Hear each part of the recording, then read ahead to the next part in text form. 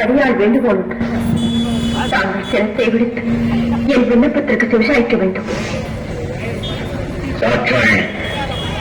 அனைத்து உணர்ந்தவள் ஆத்திரப்படும்படி ஏதும் கேட்க மாட்டா என்பது எனக்கு தெரியும். பிள்ளைகள் வளர்ந்து ஆளாகிவிட்டால் பெற்றோர்களுக்கு கட்டுப்பட்டவர்கள் தான். பிள்ளையாக இருந்தால் அந்திய காலமாய் பெற்றோருக்கு கட்டுப்பட்டவர். பெண்ணாக பிறந்துவிட்டால் பருவமடைந்தவர் மற்றொருவருக்கு மாறிட்டு விட்டால் கணவனுக்கு தான் கட்டுப்பட்டவர். மற்றொருவருக்கு மாறிவிட்ட பின் பெற்றவர்களை அந்த பெண் மறந்துவிட வேண்டியதுதான். சுற்றி வளைத்து நீ எங்கு வருகிறாய் என்று எனக்கு புரிகிறது. சுருக்கமாக சொல். கோபப்பட்டு விடாதீர்கள். மறுமுறையும் மன்றாடி கேட்டுக் கொள்கிறேன். என்ன கேட்கப் போகிறாய்?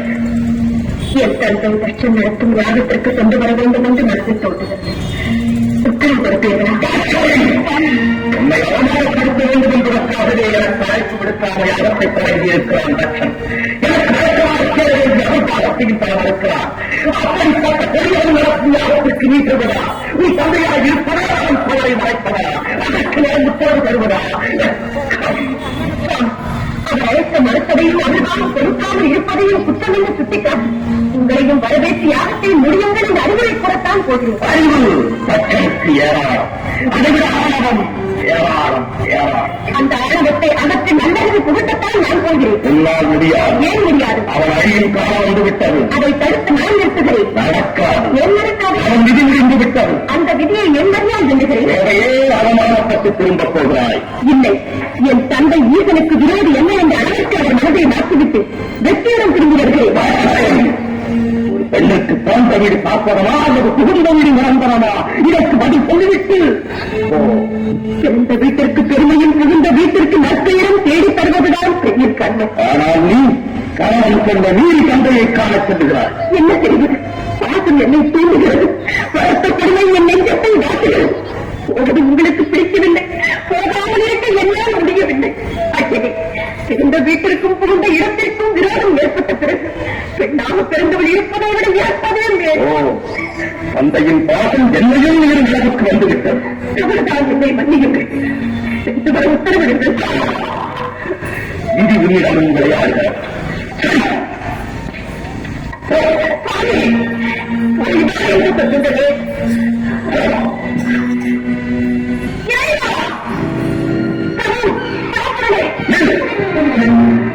எங்கு வந்தாய்? எதற்காக வந்தாய்? எந்த முகத்தோடு என்னை பார்க்க வந்தாய்? என்னை மன்னித்து விடுங்கள். பெண் புத்தி பின் புத்தி என்ற சொல்லுக்கு இலக்கணம் கண்டுவிட்டேன். பாசத்திற்காக சென்று பலனை அனுபவித்து விட்டேன். போதும் நான் பட்டு அனைத்து மருந்து அடியாரை ஏற்றுக்கொள்ளுங்கள். உன்னை இனி நான் ஏற்றுக்கொண்டவா? யாரி நான் யார் என்பதை கூட மறந்துவிட்டேன். அனைத்தாலும் நினைவுக்கு வரவில்லை. உங்களையே பதம் என்று நம்பி வந்திருக்கும் என்னை சோதித்து விடாதீர்கள். ஏற்றுக்கொள்ளுங்கள். என் சொந்த நீர் என் வாய்ப்படியை கலந்த போதே என் மனைவி இறந்து விட்டார். என் பணவையே கொடுப்பார். எப்படியோ தலையட்டும். என்னை பொறுத்தவரை தலை உணர்ந்து விட்டேன். மன்னிப்பேன் என்று ஒரு வார்த்தை சொல்லுங்கள். மனதால் வாக்கால் காயத்தால் முற்காலங்களுக்கு மன்னிப்பே கிடையாது.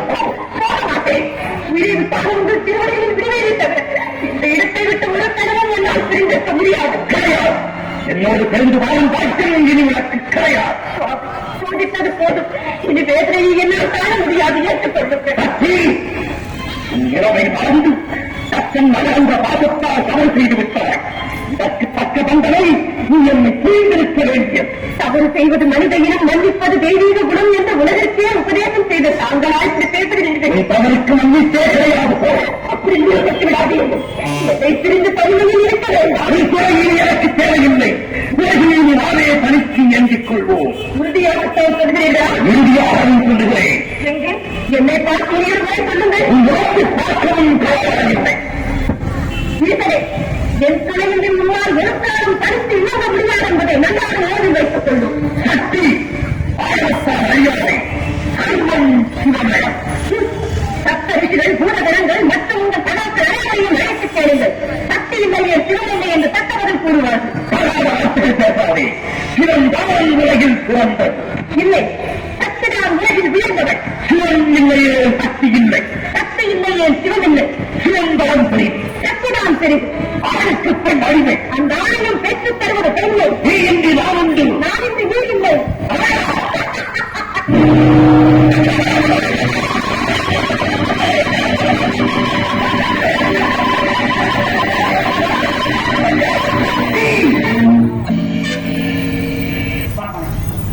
அறிந்தும் அறியாதவர்கள் எதற்காக இந்த நாடகமாகிறது?